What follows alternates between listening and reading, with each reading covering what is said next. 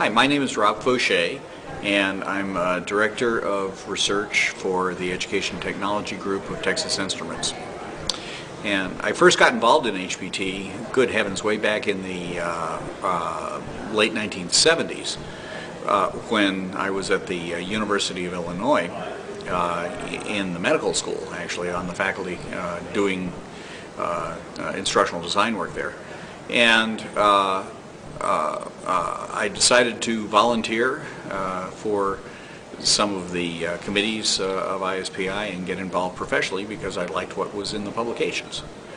My greatest influences, I think, were Tom Gilbert. Certainly, that was about the time, or shortly after that time, was when his book came out.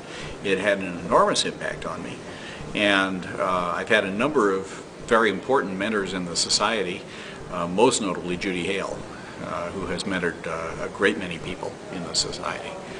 And I owe her quite a lot for my career. But there are many, many other people in the ISPI network who have been of tremendous value to me. One application that I'd like to talk about is a little bit unusual. It's one that I'm involved in right now at Texas Instruments, and it is an HPT application.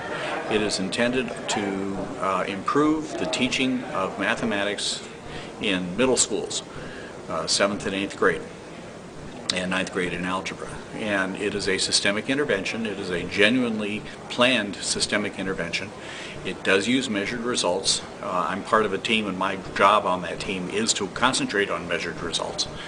And we have systematically used the measured results over time to improve the consistency and quality of the intervention. And we're now bringing it to scale over time. It has had some quite dramatic improvements in performance of students in middle school math.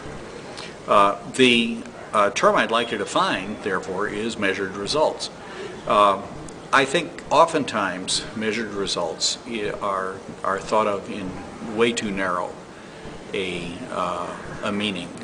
Typically, people think in terms of measured results as only something like a dollar impact, a bottom line impact of dollars, and most commonly cost recovery or cost avoidance dollars. That's certainly an important benefit for the business, but any business has a great many objectives, and some of the objectives go to the bottom line in dollars. Some of them are important business objectives which are important strategically.